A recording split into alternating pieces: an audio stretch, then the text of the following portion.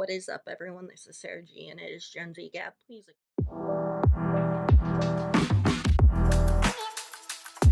use all the sweat on my face because apparently the Midwest decides that, hey, let's go just from one extreme to the other, no in between, as usual, and let's just have everything be all glowy, dewy on your face, but not in a cute way. So I just have to say this before, like, anything else comes up.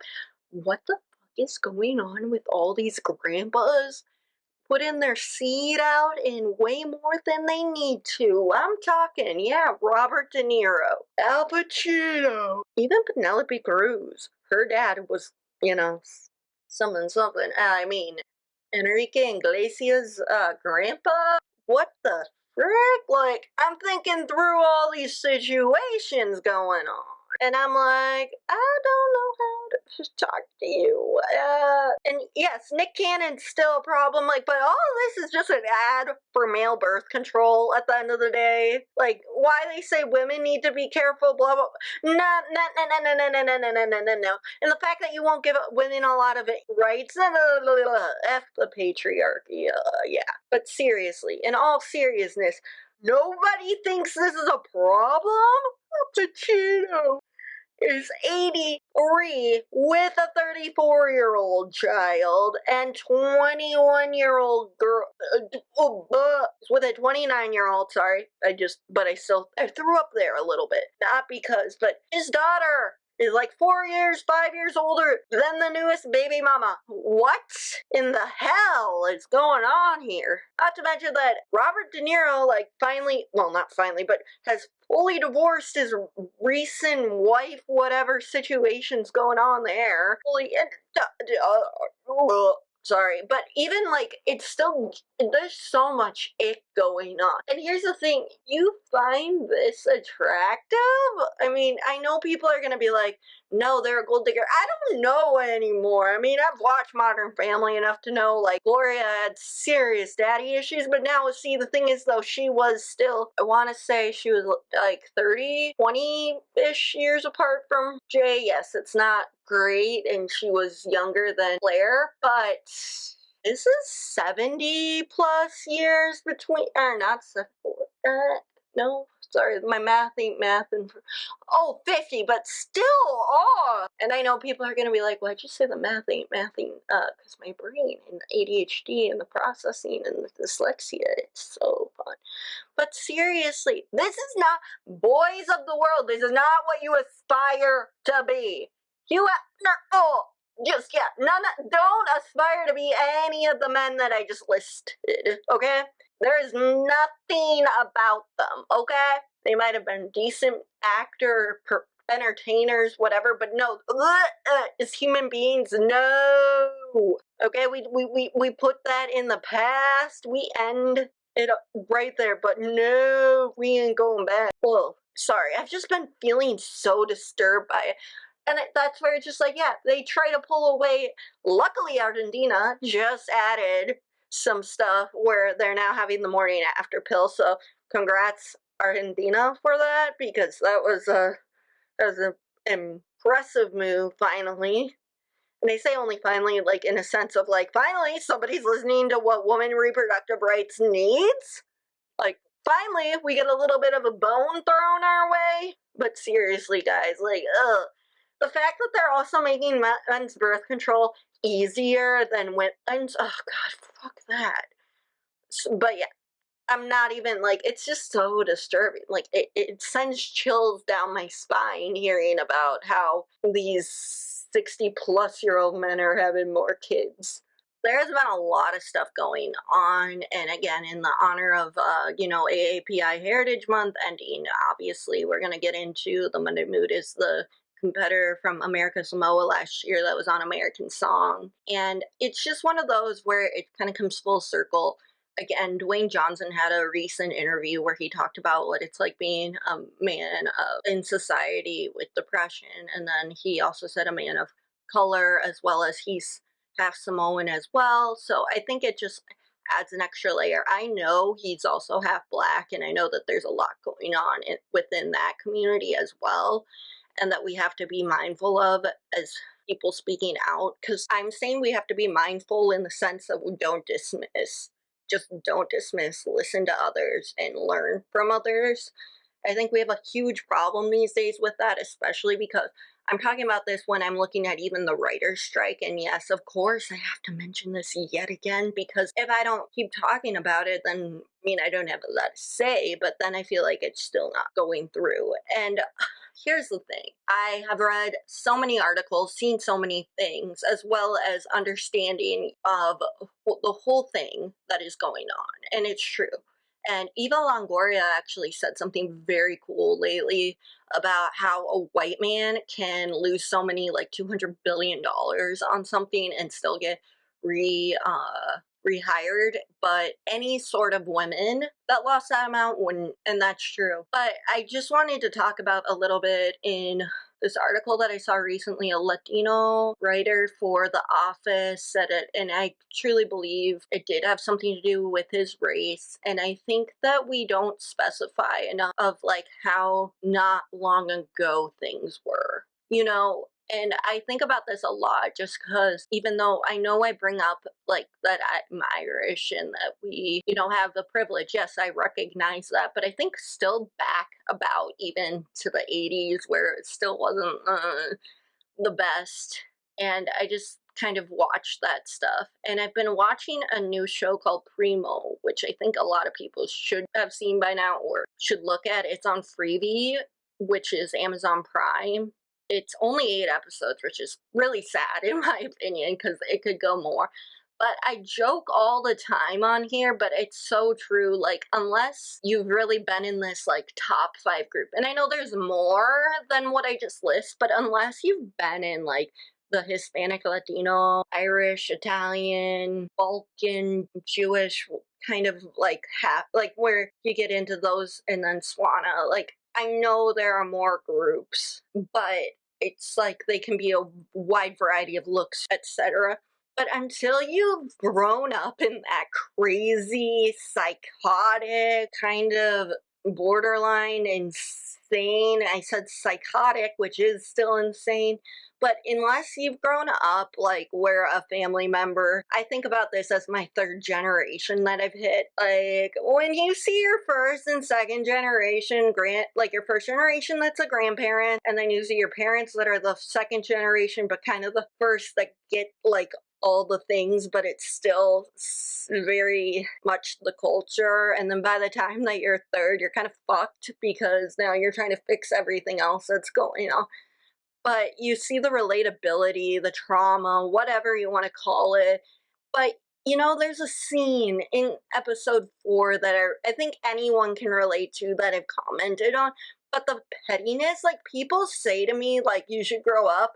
Here's the thing, the irony with families like mine, especially, you can say grow up no matter what, but this is like, I think a lot of people, it's always the hypocritical ping pong match that goes along with it.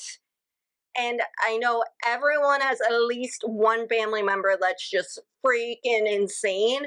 And I know people are going to be like, what the hell does that mean? And it's like, you have that one family member that is so petty, that will do anything and ignore everything and just stir the pot. But at the end of the day, though, one thing that I can say without a doubt, though, is that everyone will be on your side if someone else messes with you. Like, we can mess with each other, but nobody else can mess with us. Like, it's crazy. But I'd have to say that the character I probably relate to the most, and it's not even just because, like, I'm the sister or I'm the kind of young adult, even though like I'm currently not really sure where I fit in.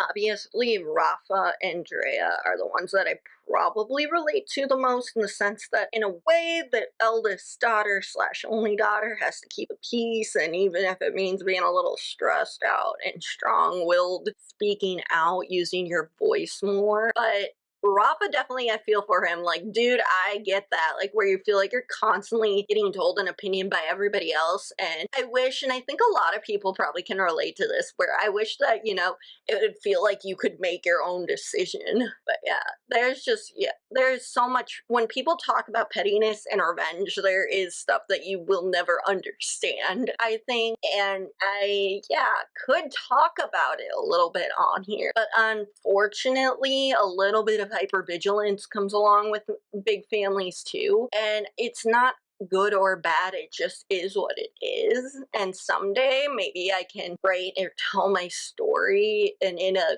good way where it's not like out of control. But there's just so many, like I said, layers to it where you can't quite uh fully accept the you have to, like, where I'm saying fully accept, like, you have to fully accept that there are ramifications still, no matter how old you get. I don't know what else to say, but there's definitely a lot of healing that goes on in your 20s where you start to realize, oh my God. But where you're still to the point where you're like, you don't want to introduce people to these people ever, even if they'll love you. But you just, when I was watching the barbecue episode, that was really what hit home for me. Like, oh yeah, I can totally see where you didn't want to. And then there's people that it's a rite of passage to lie to your family, even though the same family ironically will tell you you're going to hell if you lie. But then I'm like, everyone's trying to cover their ass here. Like, that's the biggest lie of it all.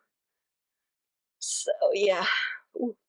There was a lot going on. But yes, I truly adore the show, and for all the stuff that's going on, it's very important to have that. But definitely pay your damn writers. Like, that's all I can really say. Like, Michael Schur is the executive producer of this. Moe's cousin, Moe's from The Office. He's been doing this thing. The Office has been, like, on and off, all those shows running, but that's why it's such a good show too. But it's also because it's based off of someone's actual life story. Shea Serrano did that, and I'm very intrigued by like what next season could hold.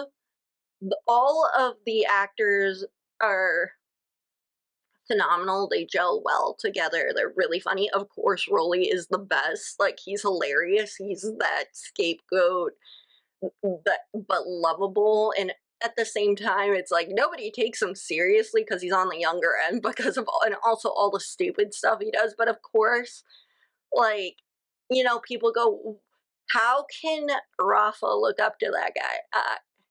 Here's the thing, I would look up to that guy too.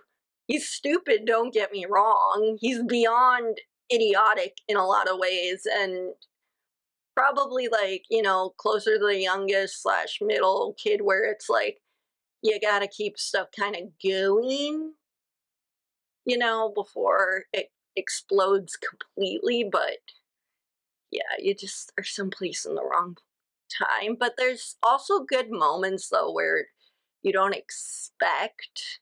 He's smarter than you give him credit for too. That's the thing. Like, when he was telling his nephew, when he was telling Rafa, like, it don't matter what we think, we're just gonna always be in your head, we're always gonna be in your ears. Like, that is the most accurate thing I've ever heard. And if anything, like, besides the fact he's like that cool uncle, but he's also just, you just know, like, when you go to him, like, that's the one relative that's never gonna judge you for your stupidity. Although, what do I know? He also hits people with shovels in his show. But it just, that was what I really liked about him. Like, and I think where people go, oh my gosh, she's a deadbeat, I kind of disagree. Because also the loyalty, and I get it that people are going to go and have their own opinions of the person.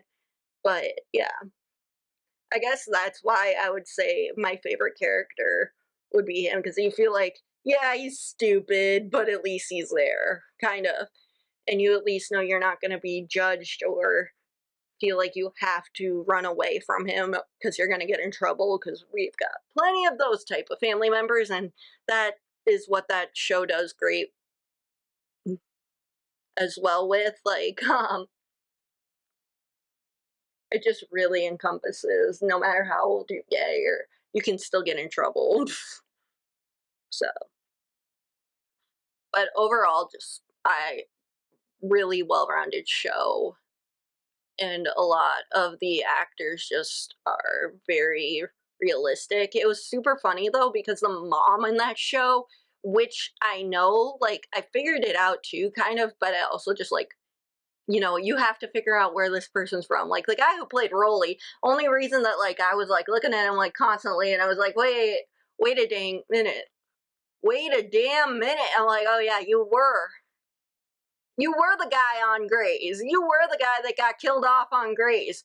And you were the guy that worked with Owen. And by the way, I'm not like trying to be mad, but and I get why they did the storyline the way that they did. But come on, every kind of patient that I start to like, of course they're gonna kill him off. They're doing that with the finale that they recently did. So that's great. But yeah.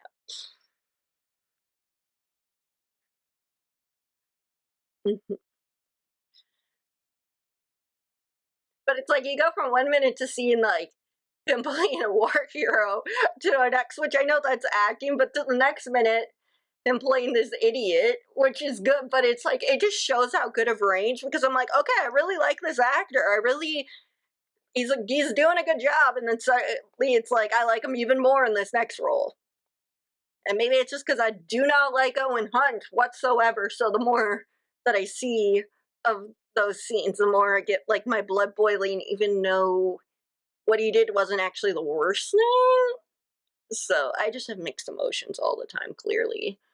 But before I end this tangent that I just talked about, the one other funniest scene for me was the so two others, I guess, was the coat. So again, my mom comes from a farmer family, and what I have to say about that is still it's different. Like she came from French, German, and Luxembourg farmer American families. But the whole coat system that Jay has is beyond. In a lot of ways, my dad is like Jay and Ryan, the brother, like a mix of them both. Because like Jay, he's always like, I have to be right, I have to be right, I have to be right, and everyone needs to listen to me, oldest brother type. Even though my dad's the middle, but Ryan's also though an accountant, financial dude, which is like my dad. So, but anyway, my dad encompasses a lot of those two's characters. But what I was gonna say is that the thing with the coats is so my mom's side, so my grandpa. Like when he died 2 years ago, he had a huge like filing system, but it was so similar to the coats, and like yeah, he did put some stuff in the bank, but you could tell like who he trusts versus who he didn't. And my mom's like, this is like an insane, like why didn't he just do this the other way? But it just shows again, like no matter what, like every family has got their own thing. So yeah, but it's just beyond hilarious to think through all the things that I find similar and different. But like I said, so kind of forgot, but the mom on the show is from Brink, that show, like the movie, and she was Tiana in that Nickelodeon show, which I actually never got to watch that because I was too young. So, but when people were talking about, you guys had Victorious, but you forget about this, and it's like, yeah, they did not show reruns that much. They showed reruns of Brink all the time, but not of this other one. And I liked it because I liked her in Brink because like she showed she could be like a girl still, but she didn't want to be this like full-blown pushed down girly girl, like all that stuff. And it was in that era of like strong-willed, like I said, like Kim Possible, That's a Raven, uh, Wizards of Waverly Place, like I said, was my big one growing up. But I just like where it wasn't like your stereotypical, they were still girls and feminine, all that kind of stuff, but it was more strong-willed. Yes, I know people are gonna throw around stuff now, like where they're gonna quote what was coded versus not coded, and that's fine. I just meant in a like nutshell kind of way. And you don't realize, and people go, was Disney and Nick good when we were kids? Or did we just grow up? And it's some of both. And then but you also realize how creepy a lot of the people were behind the camera, and that's where, yes, a lot of these kids, actors, etc., deserve way more protection, which they're working on now. But I just think it's so interesting, like the different levels that go along with it. But yeah, I just thought that was kind of interesting to think through. Like the other kid, and the guy who plays Rafa is in the new Florence Pugh movie, but all I could think about watching this kid is he looks like the American Latino version of Tom Holland. And yes, Tom Holland is a darker Irish like me person. So yeah, it's super funny. But yeah, they could play brothers in something, I swear to God. But yeah, so I do really think that that is a good thing that you should check out, as well as Jury Duty if you really like kind of that Office, Parks and Rec mockumentary style. James Marsden is in it, so that would be interesting too. They make a lot of callbacks to his Sonic and his 90s films, so I want to get a little more into that teachers off duty thing. I think about it a lot, that accountability I talked about last week, and I'm here to say one thing that I'm holding myself more accountable for is that I followed some people that, I might have defended more. And I've been really reflecting this lately, and just how parasocial relationships are in general. And I think I've said this multiple times too, but it's just one of those things where, as a person who is, you know, like I've put neurodivergent learning disability, I do think like social cues aren't always the best, and people like to stigmatize us, make us feel really bad for it.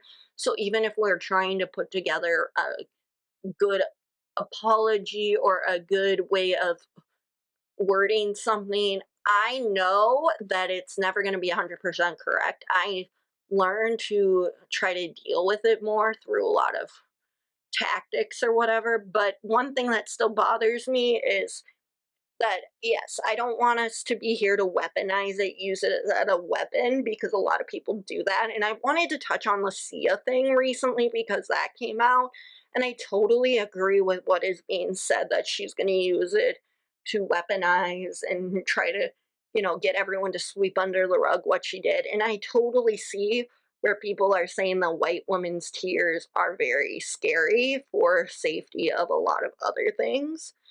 And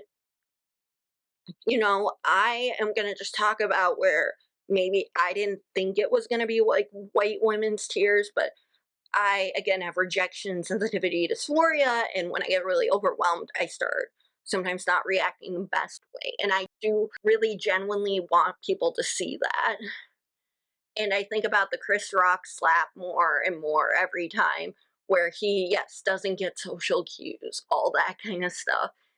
And yes, none of it is our fault, but it's like a way of deeper understanding and trying to separate that and realizing like how to hold people accountable completely because of how much we manage to work our way around it. And I completely agree with a lot of things that have been said about certain influencers, etc., who might have come off like they might seem to have ADHD, we'll never really know, or they might have OCD, they might have autism. And it's great to understand and see like where they went wrong, but it's also okay to be like, you need to be held accountable, similar to what the teachers need to be held accountable for. And I know it gets really controversial / redundant, but I think of also how much I like at one point Temple Grandin and Brandon, yeah. So but then when you read more into it and you listen to other people in the community is not the best figure. So I think that that's like a lot of people think about a lot of things lately just because. But I mean, I go back to thinking about a few weeks ago when I heard Jason Winston George from Grey's Anatomy even saying this, and this was just on even gun control, whatever, that we have to think purple rather than red or blue, like we have to come to a mutual neutral understanding, which I doubt would ever really happen. But that's kind of how I feel like when you're understanding people with learning disabilities, people with neurodivergence, disabilities in general, like obviously don't judge, infantilize, etc.,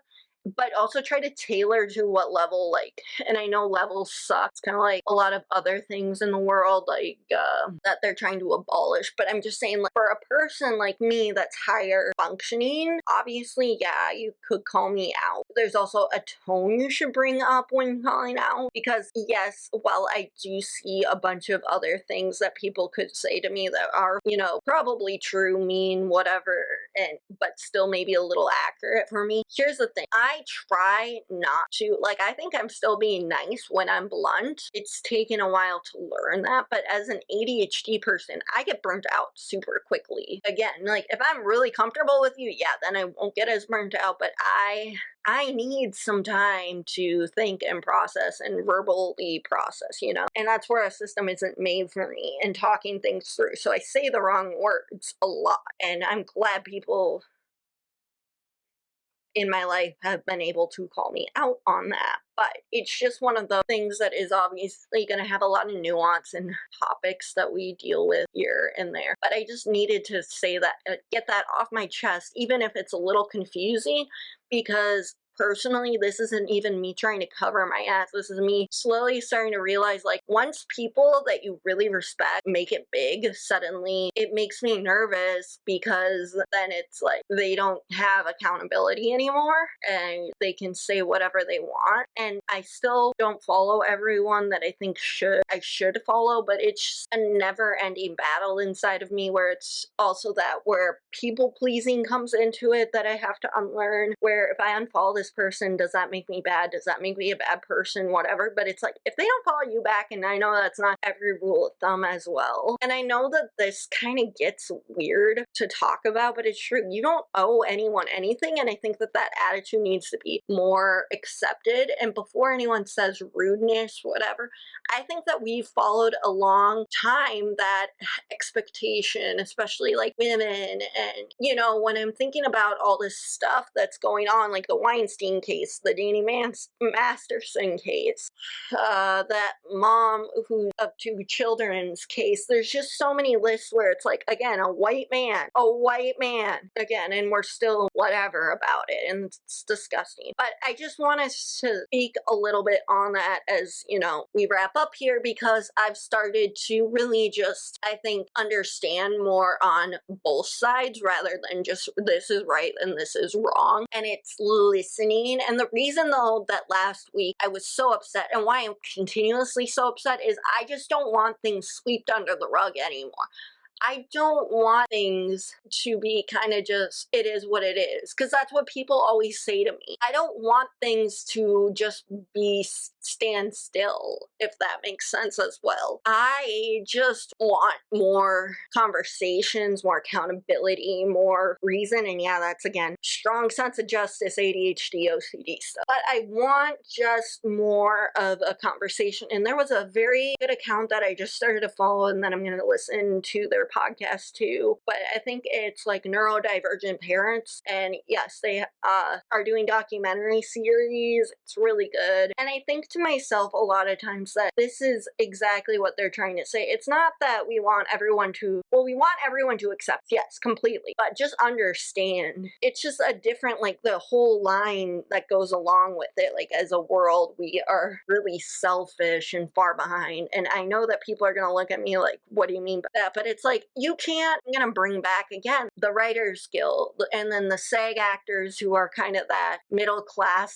actor. Like, they're not getting paid enough because they're not like the rest of the people that make it big time. And yeah, as my mom would say, that's kind of everywhere, but it's more, it's a struggle, and the starving artist and blah, blah, blah. But it's true. And I just don't get why network executives, which I get that like they're corporate, they're money hungry, whatever. But when you see the stats and everything, why won't they pay the writers? God.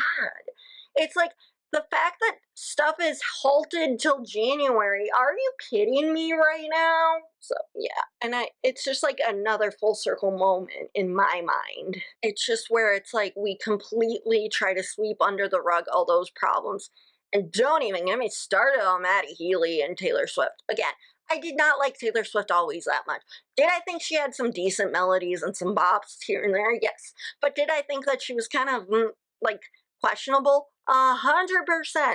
And this is not even like half of it. Yes, she's been through a lot, but again, she's the definition of white feminism. And by the way, as we come into the month that is July or June, June, the month that is June and Pride. Here's the thing. I just saw something on Instagram that I kind of agree with. That the most feminist people are LGBTQIA community. And yeah, I think about just the intersexuality that goes along with it. Am I going to need to learn about it more? 100%. Again, when things don't fully come to me, like because of experience, whatever, do I have to research it more? 100%. And I think that that levels out in a different way where it's like at the end of the day, yes, I as a white woman, cis woman, hetero person get to exist in society. And yes, if I'm gonna do all trauma Olympics, yeah, I'm blind in one eye, I have mental issues, and I have ADHD and dyslexia. But aside from that, like I can just exist in any space. I'm a straight sized woman. Doesn't mean that I don't have other insecurities, but I fit in pretty well with the American society, except for I speak out on things and I try to learn and try to accept people for who they are, unless they're jerks. So yeah, but it just goes to show though the different levels, and still that I'm not 100% gonna get there, and that's fine, but you can at least try to learn, listen, and understand. And I just wanted to keep that in mind as we sign off for this week, because the reason that I'm talking about all these different shows and all these different things is because maybe as a whole human being we can come together and be nuclear and come together and be purple. I know that sounds weird, but it just means that, you know, maybe instead of just fighting over like if it's because it's political or because of whatever, maybe we can just come together as a human being and come together with like and not make it so much about viewpoints. And yes, I know I'm a big fan of cancel culture because I myself is a Gen Zer. But when I've realized a lot about cancel culture now, a lot of it is necessary, but also a lot of it is stupid because when it comes down to it, you really want to hear other people's side and stories. Now, yes, I do run away in the other direction usually with red, you know, but because that's like where people go, what do you mean you don't really do that? I'm like, I just don't have time to really listen because they'll not listen, and I don't have time to burn a bridge or pick a fight. But it's not me being complacent, it's me also being nervous about my own safety too as a woman. I know that I just talked a lot about the most random stuff as usual, but you know, people like, again, Taylor Swift's boyfriend Maddie Healy, he tries to sweep it under the rug. The people that are on the Teachers Off Duty podcast are mostly white, trying to sweep it under, the white males sweeping it under. And you know, I think that that's where it's like, again, the full circle moment of even with the whole network execs trying to not pay their people. I bet it's a lot of white men that are in those higher power seats. We're trying to work for a better way of life to be seen, heard, people's voices uplifted, but it just really stinks that it's still kind of halted, and that's just how our life is going to be. And there's a lot of things that people have not been listening to, like Indigenous people's voices, etc., where they're speaking out against how many women go missing, how much more likely, etc., and how all this colonization, like a lot of them were talking about recently, how their names changed because of colonization. And I look into hearing about the one drop rule, all that, and I'm looking at myself, looking through my own family past, and on my grandpa's side, there appears to be some on a different grandpa's side, not the one that has all the coats. And but it just goes to show though, even if I'm a one drop rule, that again, I'm so privileged, I'm so this, I don't claim it really, etc. And it's one of those that you have to listen to people and understand why they're so passionate about this and why they are saying the same stuff for years, but suddenly when somebody else says it, it's like, oh, you listen to them. So that was this week's episode of GenZ-Gab. If you're curious more about some other things, go and check them out on Freebie. Like I said, the whole Jury Duty and Primo is on there right now. This has been, I think, episode 56, and we will see you soon.